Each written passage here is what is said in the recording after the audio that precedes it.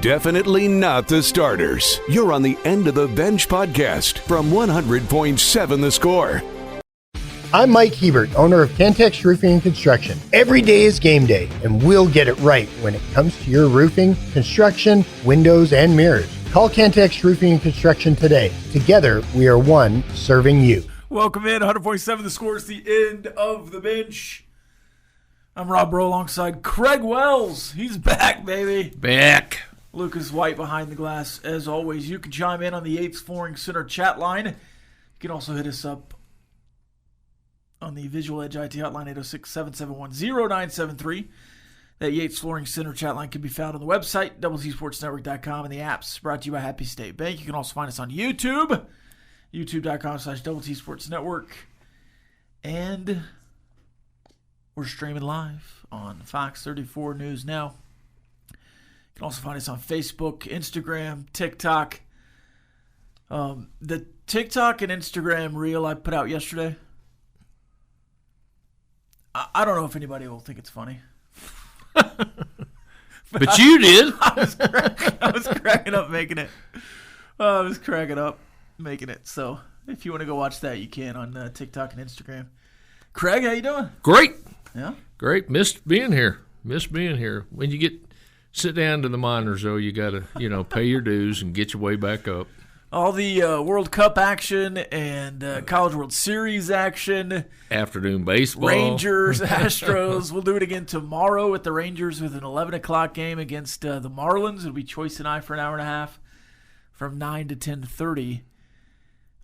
Just all kinds of stuff going on in the last couple of weeks. We wrapped up the College World Series last night, and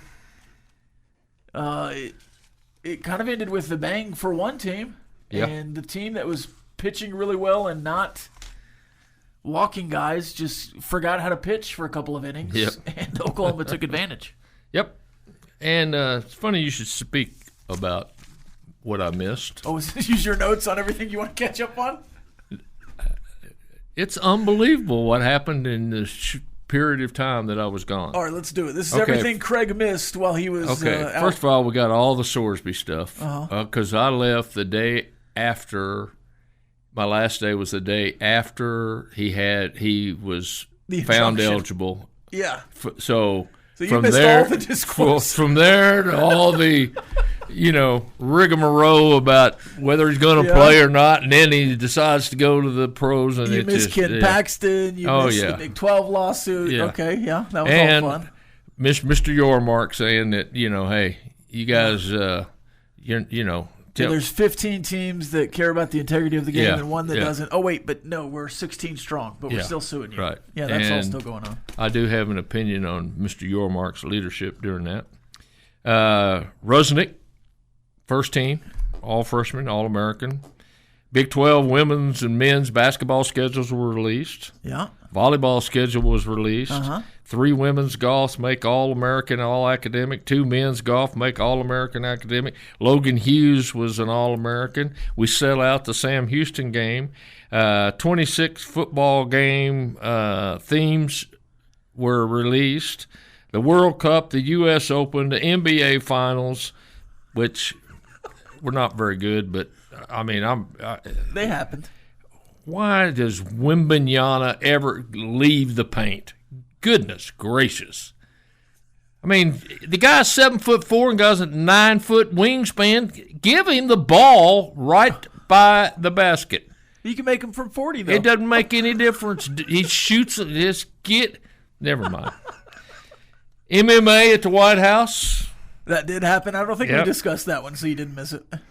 The Rangers, the day I left, 34-34, and they haven't seen 500 since. Yeah, back within a game, 2 games? 2 games. 1 game. They won last night. Weren't they 2 behind last night? And then I couldn't remember if they were 2 behind before or after. So just a few of the things that happened while I was gone. So we were talking about the World Cup just a second ago before we came on air. I've been watching on Peacock, which is just Telemundo. Very exciting. I don't really care what they're saying anyways, and so it's just the inflection and the feel. I understand, half of it, a third of it probably. just from context clues and otherwise. I know a little bit of Spanish, un poquito. But it's been very exciting. And yesterday, you had the 3 best players in the World Cup playing. Yep. Last week when they were playing, they all scored multiple goals.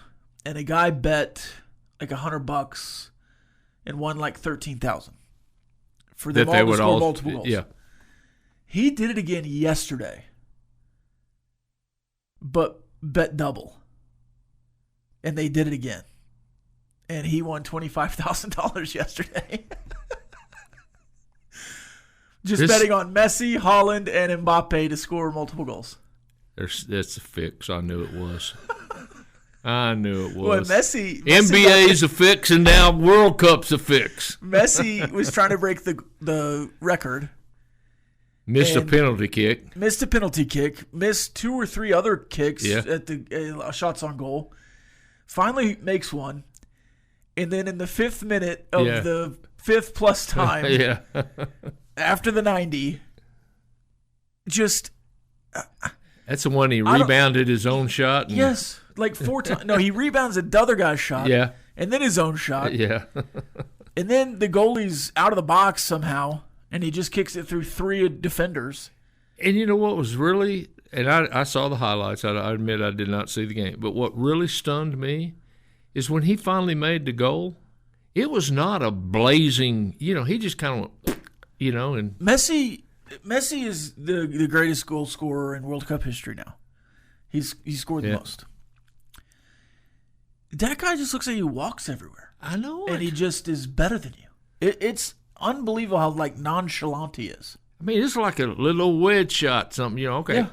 Yeah. And next thing you know, everybody's jumping up and down chasing him. He's unbelievable. Yep, he is. He really is. Haaland just looks way more athletic and bigger than everyone else. Boy, the Boo Birds are after Cristiano Ronaldo. Yeah. When you would think the older guys would be like, hey, this is just your last run. Let's just have fun out there. And then Messi has 5 goals. So it's like, well, we can't just say it's because you're old. Yeah. Messi's 38. Look what your old guy's doing. Yeah, Messi's 38 and has 5 goals in 2 games. So that's been impressive. Yeah, Ronaldo plays this afternoon. Yeah. So yeah, they've been on. He did not have a good first game. Yeah, so this is his second game, right? Yeah. And the media's been on him a little bit. And he's been a fair-haired boy with the media for a while. I saw an article yesterday from The Atlantic. Just the headline. I didn't click it. But the headline, the gist of it was, all this awesome World Cup stuff from America you've been seeing? It's actually not good. Really? What? All the positive fans of international pleasantries coming on in the World Cup right now in America is actually bad, according to The Atlantic. Hey, if you've got a question of the day, we'll do it at 9:30. The question for you, where will Christian Andersen be drafted? Where should he be drafted? So where will he go? Where do you want him to go? What's the best fit? We'll do that at 9:30. Definitely not the starters. You're on the End of the Bench podcast from 100.7 The Score. Welcome back. 100.7 The Score is the End of the Bench. We're talking Christian Andersen and his NBA draft potential. You can get to us on the Yates Flooring Center chat line. This texter says, Christian Andersen over Flemings, or is he not considered a point guard? I guess the second point guard off the board, I guess if you're going Fleming's point guard. It's that next grouping of point guards, LeBaron Phillips, Bennett Sturts, Christian Andersen, that collection of guys. But I don't think Kingston Flemings was the primary. I mean, he was the primary ball handler, but you had other guys really playing point guard with Kingston Flemings. But I was talking about that next grouping, the first off the board of that next grouping, past the lottery. So the first point guard off the board past the lottery guys. So Because Wagler would be. There's that first section of guys, and then the first point guard off the board in that next group. Yeah. Is what I meant. Outside the I didn't top say that 10, right, but top 12. Yeah. Yeah. And it could start at 13 with the Bucks. I've seen a lot of 16 to the Grizzlies for Christian Anderson. If you're looking at his mock draft consensus, which takes all the mock drafts and kind of puts them into one, it's 18 to Charlotte, which is what I saw a lot early. It seems like everything hasn't really caught up for him. He's got a 93 overall grade, according to this mock draft website, with his jump shot being his highest score, obviously. A little bit undersized, they say.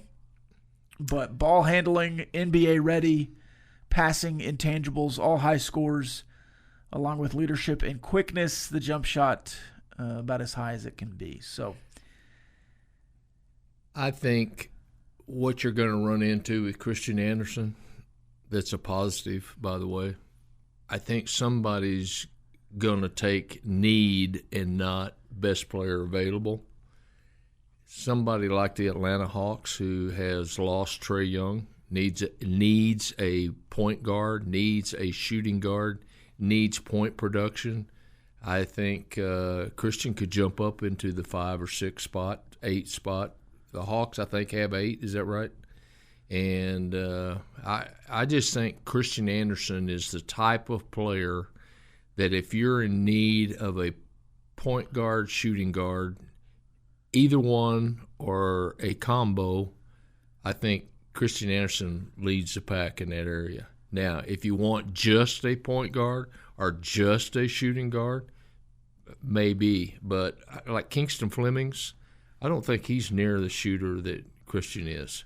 No, he probably projects or has more production around the rim. Yep. He's more of a playmaker maybe, and that's why he's projected ahead of him. He's also a little bit taller. But Acuff, Brown, Flemings, Burries, those are point guards going ahead of Christian Anderson. LeBaron Philon, Bennett Sturts, Christian Anderson, that next grouping, I think you could see any of those guys from 13 to 20, and whichever one's going first goes first. Yep. The one that's really kind of got me confused, and I maybe I haven't watched enough of him, but I did watch him 2 or 3 games, is Waxler. I'm not real sold on him as a point guard. I maybe a strong 2 guard or something, but I don't know. I didn't ever see this shot making ability that people have, tagged him with, but there's a lot of people real high on him. I think his size is helping him a lot too. This texture says, you guys are acting the same way as when Culver was drafted and he played more time in the G League. The same will happen to Anderson. Not good enough. Come on. I think Jarrett Culver should have come back another year for Texas Tech. Yeah. I think he should have stayed in college basketball. Jarrett Culver's game fit college basketball really, really well. He also didn't get drafted by a team that he... Yeah, and and it was the next year they drafted Ant or whatever to the same position. So it's See, that to me is a bad fit. Prime example of a really bad fit. Getting a bad fit, and it just not working out from day one. Christian Anderson projects to the NBA much better. Oh, yeah. Because of his shot. He can score. He can shoot. He can shoot from anywhere. He also has the international game experience. His game fits the NBA better than it did college basketball. He's just one of those guys. Jarrett Culver was a good spot shooter. Christian Anderson can create a shot, I think. Jarrett Culver was a really, really good college basketball player. No doubt. I would have loved to have him for 2 more years. I think he should have stayed 2 more years. And I don't think it was wrong for him to be drafted in the top 10. In fact, I think you go look at that draft, and there's not a bunch of guys you're taking before him, right? Even now, it's just how the NBA draft works. You probably find 3 or 4 guys that you're like, oh, you probably should have taken him. But Culver never really found his spot in the NBA. Yep, it's NBA draft probably more than any other professional league. Fit is so important on getting that opportunity. I'll give you a great example is Austin Reeves. Austin Reeves ends up at the Lakers, and that's a perfect fit for him. You know, if he goes to the Chicago Bulls or somebody, we may never have heard of Austin Reeves because he dies on the grapevine someplace. But I just feel like that Christian Anderson has got 2 or 3 places, and he brings a multiple guard ability to the table. Where Jarrett, I think you're right. He would have really helped us, but I mean I think it would have helped him and improve his game to have come back a year. I would agree with that. Although he was pretty darn good. Where would you project Christian Anderson, Lucas, if you were just looking for fit in the NBA? So it does seem like if you're just going with, hey, this guy's going to go jack a bunch of threes, the scheme, I guess, of Charlotte makes sense because that's what they're doing. They're just jacking a bunch of threes. But where does he fit with Ball and Knipple and Brandon Miller? Is that his name? Yeah, right. Where does he fit on the floor with those guys? Yeah. Obviously, it'd be, those 4 guys, 3 of them are playing together in any kind of way. So it wouldn't be him on the floor with all of them unless they're playing really small and just jacking threes consistently. I do like the Charlotte route, but there are 2 other teams. Memphis is also a big, heavy mentioned team to take him at around the 16 mark. But might work, might not, but I think Toronto might also be a good spot for him. Scotty Barnes, RJ Barrett, so some guys he can learn from and not immediately have to be out there and take the ball and say, here, go get 6-7 assists, but he can have the opportunity to get good playing time in Toronto and then have the capability of leaning on RJ and Scotty for a couple of years. And Rob, you mentioned it. The way the trade went between Miami and the Bucks, he could slide into the Bucks and play pretty quick and get an opportunity to be Christian Anderson and showcase his abilities. And that would not if I were Christian Anderson, I would not be upset at all if Milwaukee drafted me. Yeah, Christian Anderson has played the international game. He's going to find way more space at the NBA level, not because they don't play defense, but because the spacing of the floor is wider. The lane is wider and all of that. I think he will have success in the NBA. His range is good, too. Yes. I mean, he was shooting NBA threes in college game.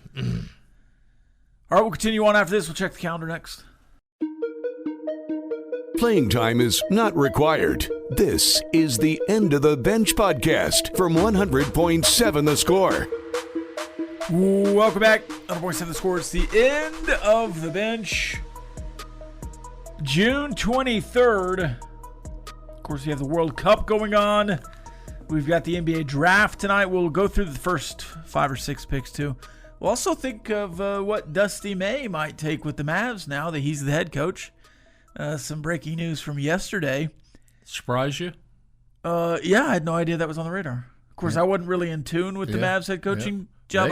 I had in the notes to bring up who were they going after because I don't know. Yeah. And then it was all of a sudden Dusty May. I was like, think you joined. Then we can mark that off the list today. You joined the majority of them because the Mavs kept up pretty quiet. And then it came out yesterday. Lots of news comes out after these kind of things, but apparently Shire said no from Duke, and so they went and got Dusty May, and he was like, "Yeah, of course, yeah, I won a national championship. I'm fine." Yep. Yeah. I don't need to stick around. I don't have to worry about NIL. No. All right, let's check the calendar here, Lucas. Your daily look at what's happening in the world of sports, birthdays, and holidays. Let's check the calendar. It's National Porridge Day. You a porridge guy, Craig? Probably not. I don't know that I've ever had porridge, but I didn't. Cream of wheat may be as close as I come. Or oatmeal. I'll say this porridge close. doesn't look great. Yeah, I'm not. I'm and pretty the sure oatmeal, I could do like one of those cold oatmeals that you leave in the fridge overnight. But warm oatmeal just doesn't. Oh, that doesn't do it for me. Warm oatmeal with a little milk and brown sugar. You don't have to have the brown sugar, but that's good for you too. Oatmeal's good for you. I'm sure, but just mush. You're going to leave it for somebody else. Yeah, I'll take my runny eggs and be fine. It is Fix Your Windows and Doors Day. Let It Go Day. Oh yeah, say that one again, people. Let it go. Let it go. National Detroit Style Pizza Day. Never heard of that. The grandma pie, the square one, the thicker pie. Yeah, never heard of that. I didn't know it was a Detroit pie though. It's I believe the sauce is on top. I think they go bread, cheese, toppings, sauce on top. So is it Detroit or Detroit? I don't know. Detroit. Whatever you want to say. I'm going to let that one go. National Hydration Day. Drink your water. National Pecan Sandy Day, which is the second worst kind of cookie. Was my mother's favorite. And she got them all because nobody else liked them. National Typewriter Day. I'd rather eat sand. Pink Flamingo Day. Wait a minute. Back up. It's what? National what day? Typewriter. Lucas, you know what that is? A typewriter? Yes. Okay. I do. I just didn't know if you guys knew what a typewriter was. Did you know there was two kinds of typewriters? A standard and an electric typewriter? Never used a typewriter. I knew one of you were close. I didn't know it would be you. I mean, I've seen one. I've touched one. I know what they are. Yeah. But I've never used one. Keyboarding when I was in school was typing. And I took it my sophomore year. You kind of had to take it but I took it my sophomore year. And right at the end of my sophomore year, we got an electric typewriter in the room, and everybody got to go over and try the electric typewriter instead of the old. Man, it went back on its own and everything. It was cool. From days of yesteryear. My dad got his hand hit when he was in the typing class because he held down one of the buttons and it just went all across, and his teacher was standing behind him and hit him with the ruler. Yeah, we've had as much of that as we can have. That's awesome. Any birthdays? Just a couple. We have Melissa Roach turning 46, known for Night Court, True Blood, and The Big Bang Theory. She's turning 46. Selma Blair turning 54. Hellboy, A Guy Thing, The Fog, and best known for Legally Blonde. And then Randy Jackson from American Idol turning 70. And then Virginia native Jason Mraz turning 49. In 1917, Babe Ruth and Ernie Shore teamed up for a combined no-hitter. And the reason it was a combined no-hitter is Babe Ruth started the game but was thrown out for throwing a punch at the umpire. Oh, at the umpire. Went up, tried to slug him, man. So you're out of here, Babe Ruth. Combined no-hitter. And Ernie Shore, by the way, sat down the next 26 batters straight. Oh, it was just the... Wait. Hold on. They had walked a couple. Oh, okay. But yeah. I was going to say. Yeah. In 19... So Babe Ruth only got one out? I think that's right. I think he. So combined no hitter. Yeah. Babe Ruth got one out. Got one out and walked a couple. Yeah. And then the next guy came in and got 26 outs. Yep. In a row. Consecutive. Yep. I mean, give that guy the no hitter. Bronco Nagurski. Heard of him? I've heard of him. Hall of Fame for what sport? Football. But he was the National Wrestling World Heavyweight title winner in 1939. In 1963, Jim Pearsall, outfielder for the Cleveland Indians, hit his 100th home run and then proceeded to circle the bases backwards. You guys ever seen the movie about Jim Pearsall? He's a guy that was, as they say, not playing with a full deck. And was he the guy that would just leave the games and go fishing? Yeah, and he got mad one time and turned around and climbed up the webbing or the fence behind the plate and everything, tried to go after a guy in the stands. And no, I didn't know there was a movie about him. Yeah, he had a mental condition that was not good.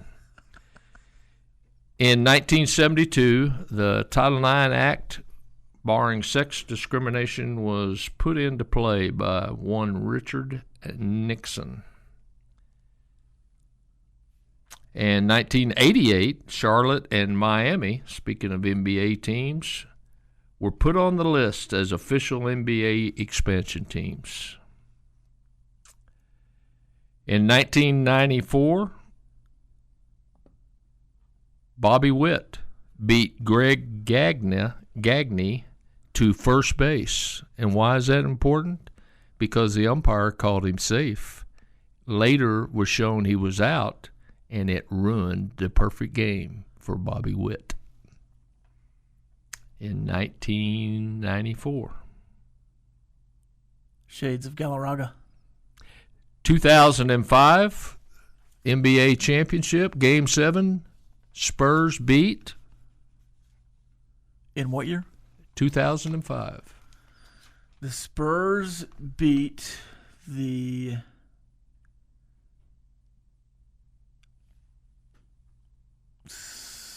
I don't know. Celtics? Detroit Pistons. Oh, Ben Wallace. And we have, since it's NBA draft night, two first-round draft picks on this day.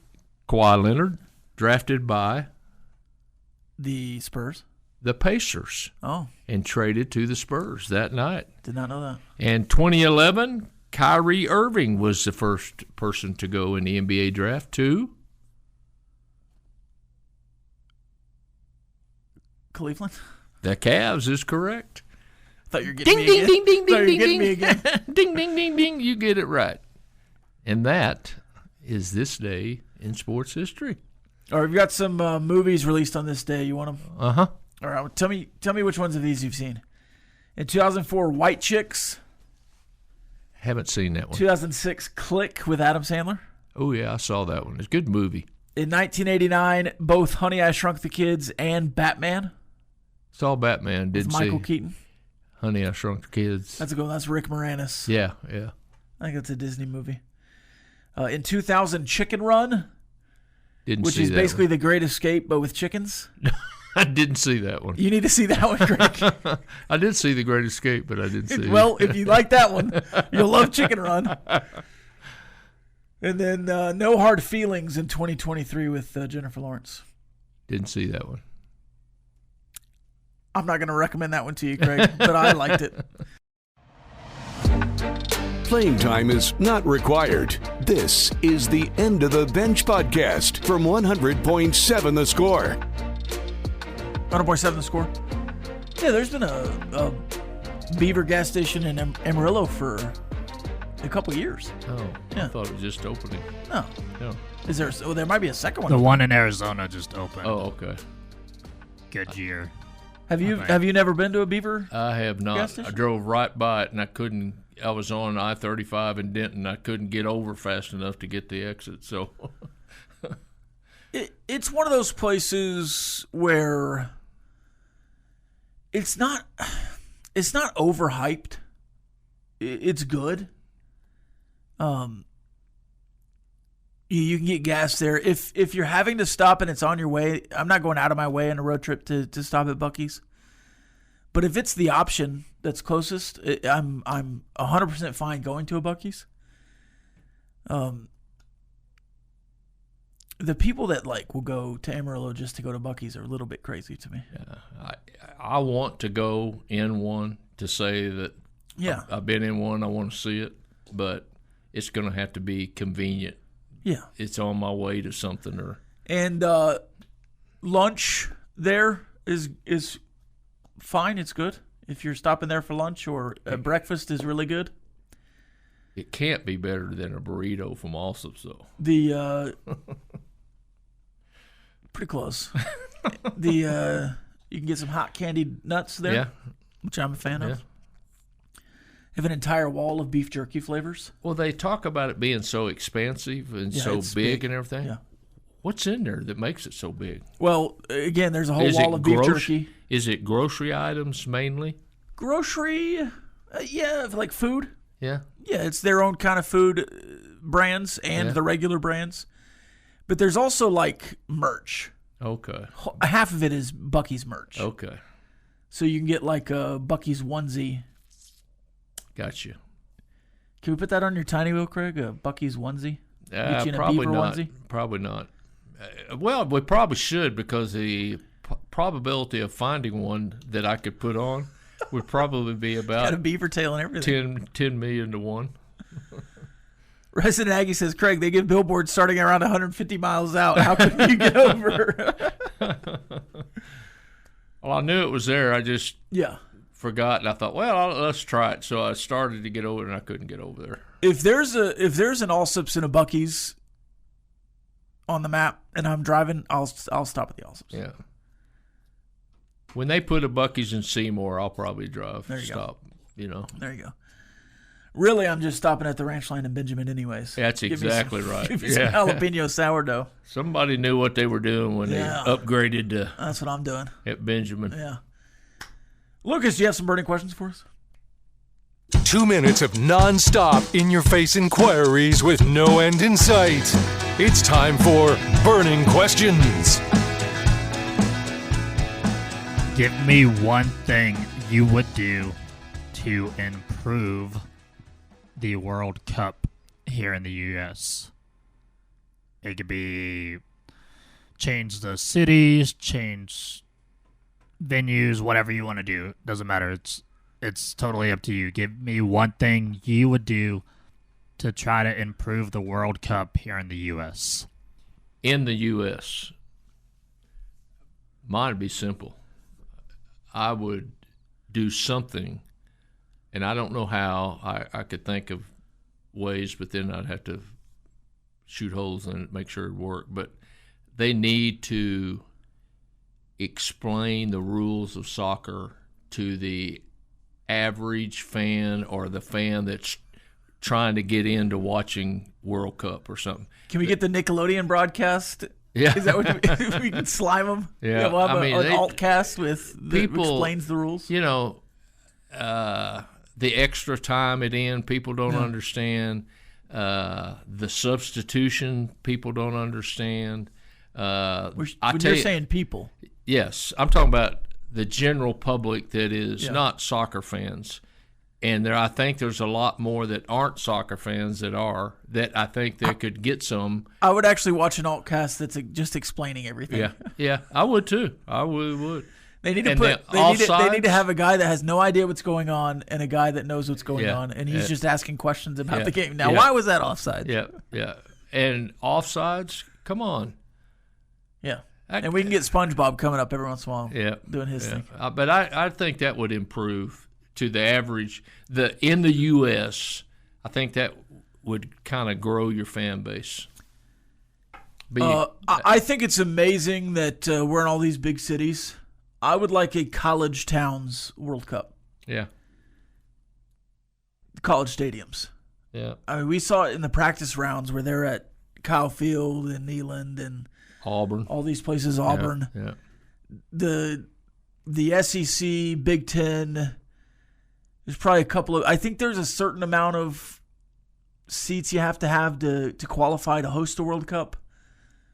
But you could you could have some college stadiums mixed in, and I think a college town World Cup would be awesome. Yep. But I don't know that it'd necessarily be an improvement because I've really enjoyed what's been going on as well. But just to spotlight a couple of college towns would be awesome. Though if your buddies are in Miami and you're in Ann Arbor, you might be pretty upset. But I think it'd be fun. Yeah. I think it'd be fun. Yeah. And something else that I think would help fans a little bit is if prior to the World Cup would have some matches against college teams to, kind of draw. Well, the Netherlands played North Carolina, so let's get behind the Netherlands, a little bit or something. Friendlies? Some friendlies with college teams. That'd be cool. I say North Carolina, they're usually pretty good in men's soccer. Yeah. Are they still around? You might have to just put together a that's roster true. there in the summer. But you can figure it out. Yeah. Have some alumni. Yeah. Have an alumni game against the World Cup roster. Yeah. If Messi can score 3 against a World Cup qualifying team, though, I'm sure. Oh my gosh. I don't think he'd play much against it in their friendly. How good is he, though? He's the best of all time. I mean, it's like a really good quarterback that throws the ball 60 yards and it looks effortless. It just looks like what you and I would look like throwing 10-yard passes or something. But it looks so effortless, and but there's so much finesse to his game. Resident Aggie says, why would you host a World Cup game when you could get a banana ball game in your stadium? Also, I much prefer the AI photos when it's not me. So Craig gets one there. What else you got, Lucas? So a man went viral for revealing that he took 20 years probation instead of 2 years in prison. Is that something you would do? Or is that just kind of... 20 years probation or 2 years in prison? Yeah. Which one would you take? That is a no-brainer. I'd take probation. I'd take 40 years for a day out of prison. Yeah, so probation, is it once a week, once a month? How often are you going by the guy? It doesn't make any difference. I think it depends on what's your probation? What the judge says. If you can check in, Personally, I'm not breaking probation anyways. The thing is if you're going to prison, there's a chance that you're doing things that are going to break your probation. And so you're trading a lighter sentence for a potentially bigger sentence if you get popped again, right? Right. That's the thing with him. You and I no brainers. Lucas, no brainer. We're not breaking probation probably. So probation is fine. Right. This guy, what's on the back end? Is it if he breaks probation, is it 10 years? That's a good question. Is it a 20-year sentence? Yeah. Because now he really does have to straighten up. Well, and he's probably been in this situation before. Right. For some reason. But yeah, I'm probation till I die over any time in prison. Hey, on our AI meme, can I get a umbrella like that? Yeah, we need to get you. I'm sure it is at Buc-ee's. They have everything. More after this. Playing time is not required. This is the End of the Bench podcast from 100.7 The Score. Happy to be part of your Tuesday. This is the End of the Bench on 100.7 The Score and the 100.7 The Score mobile app. Chois Woodman, Craig Wells, yours from the First United Bank studio. Y'all continue to bring in your thoughts, your comments, and specifically your questions, as it is time for Ask the Benchwarmers. About 10 minutes left in the program. Questions for Craig, myself, Choice, Lucas, any and all are available. Okay, what was your question before we went? Okay. Our open date is going to be October 10th. See. It is after we play Colorado and Houston as conference games, but it's before all the rest of the conference games. In your opinion, good timing for an open date? Bad timing? I think you want an open date to be about as centered in the schedule as possible. So after Game 5 of the year, not bad. Probably lean towards the back half if you can get one in there, like after Game 7. But it's much better than some you've had after Week 3 in the past or whatever. So I'm not going to complain about it. I think as far as teams go, it's more overall backloaded, I guess, because I think Arizona State at Cincinnati, neither are easy games. Arizona's a tougher one. At OSU, that's going to be interesting to figure out what they are. In Waco, whatever, but you've struggled with Baylor in the Joey McGuire era, and then the TCU game on Thanksgiving. So overall, I think it's about as good of a positioning for a bye game or a bye week as you could have, and going in against one of the better teams in the league in Arizona State. So do you like the spot of it? I do. I like the fact that you've got a couple of conference games under your belt, and if you need to make some pretty good adjustments, you still got the majority of your conference games left to make those adjustments. And by adjustments, I mean maybe a little bit of scheme here and there, but also personnel. You know, I mean, if you've got somebody that's been playing with an injury, maybe, your second team guy's been playing pretty good. Well, you've got some time to make a decision there. But I really like the fact that, you still – I've seen a lot of teams do things during their off week that were tremendous help for the rest of the season. And I think it also gives us a little bit of an edge. If people think they know who we are at that point, sure, we may not be that coming out of we may be – we're not a 4-4 team the whole time. We may be something else, And so I like it. I like where it is. One, after that many games, if you've got some injuries, you've got a time for nearly 10 to 12 days for it to rest a little bit. So y'all can continue to bring in any comments you have on the Yates Flooring Center chat line. Benchwarmers, where does Hammond rank in the Big 12 quarterbacks? It's funny you should say that. Man, I'd have to pull. You got a list? Yeah, I did. Well, David Collier and Rob they did this yesterday, didn't they? Yeah. Okay. So I kind of, while I was listening to them, you gave your own. But I'm going to rank them different than just ability. In other words, I think there's a different list of you rank the quarterbacks on who has the best quarterback ability.